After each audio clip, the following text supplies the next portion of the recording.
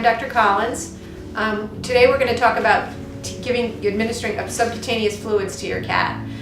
Sometimes cats in renal failure require additional fluids in addition to what they can drink and eat. And a good way to administer it in cats is subcutaneously or underneath the skin. And you end up with a little pouch of fluid underneath the skin, and that will be absorbed slowly over the next several hours. Okay, so when we're preparing to give the fluids to cat, first thing we're going to need to do is draw up some fluids so that we have it all ready when we get our cat, so our cat doesn't have to sit through this whole process. We're going to use a bag of fluids that we've warmed. Usually we use a warm water bath. It comes in a 1 liter bag.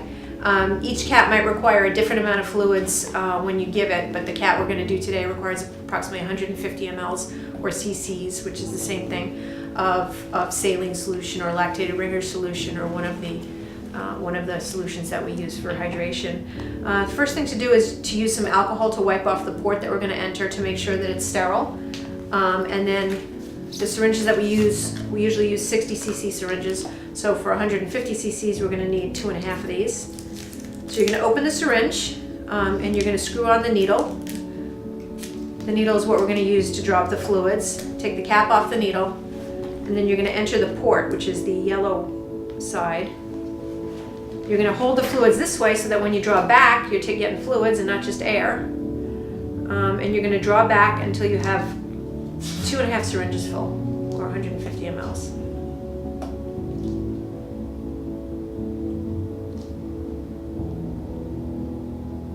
You don't want to touch the needle with your hand because your hand is not sterile. So when I go to take the needle off, I'm actually going to use my cap, put it back on that syringe, unscrew it. Again, don't let this touch any surfaces. Open the next syringe and repeat the process.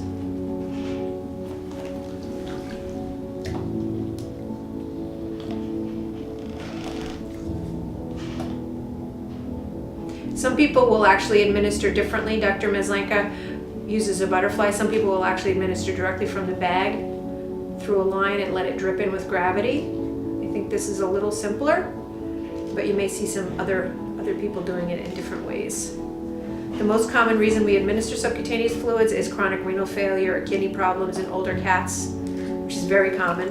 Occasionally we'll administer them for other reasons. It's not as successful in dogs as it is in cats because dogs' skin is not very loose, so they just don't have a big pocket. We tend to do it less frequently in dogs because it's not as successful. If we have a critically ill animal, we don't like to use subcutaneous fluids. We would prefer the intravenous route.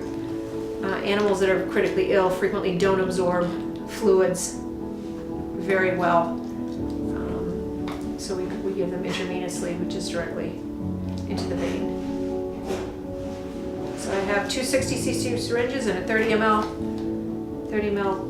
dose in here. And now it's time to get the cat. Okay, so we're going to use a butterfly, which is a needle on the end of a short, basically cord. This is sterile. It's covered on both ends. We're going to have to uncover this end in order to put the syringe on there.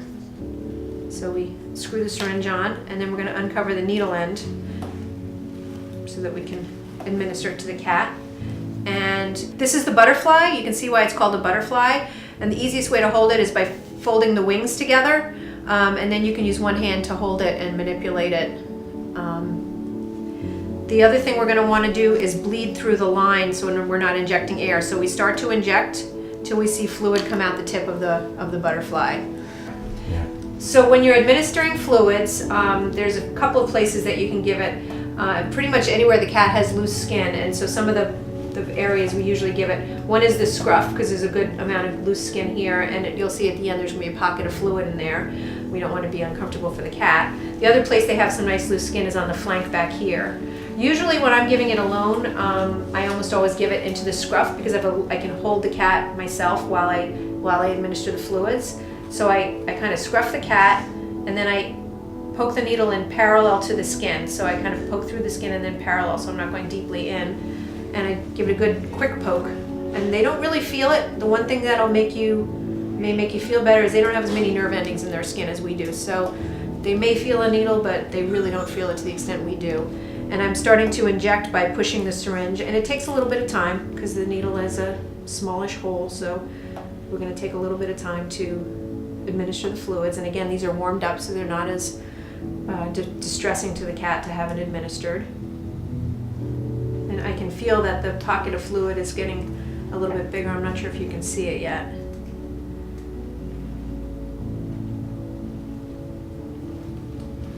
I'm going to switch to my next syringe, and that's one of the advantages of the butterfly is I don't have to take the needle out and put it in again repeatedly in order to administer 3 syringes full of fluid. Sometimes you might feel like this pocket is getting too tense. If you feel like it's really full and tense, you can move to another site. I really feel like they don't mind the scruff as much as back here. Most cats don't like being pinched back there. And sometimes I kind of petting it. By petting it, you're bringing a good blood supply to the area and helping it to get absorbed more quickly too.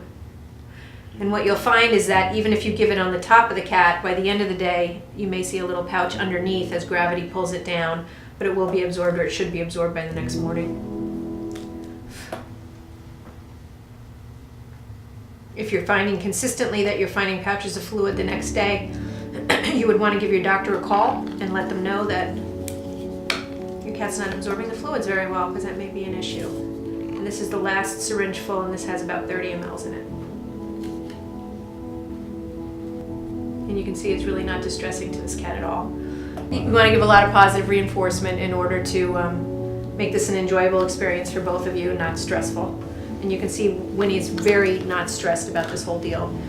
If they're eating well and they like treats, you may want to give her treats at this time. While you're doing it, you certainly want to give a lot of positive petting. If some cats, it might be easier even to give in a carrier if they really want to move around. She's a really cooperative patient. They're not all this cooperative. But sometimes it's easier to put them in a cat carrier that opens from the top and just do it in there, so you have a little bit they're less apt to move around as much. And that's about it. You'll see this pocket of fluid will dissolve, like I said, by the next morning. Don't be alarmed that it's there. And this is probably the best thing we can do for cats and kidney failure. This is probably the #1 thing we can do, is keep their hydration level good. Dehydration is an issue in older animals as well as older people. And we can tell them to drink, but they don't do it. So sometimes we have to give them additional help.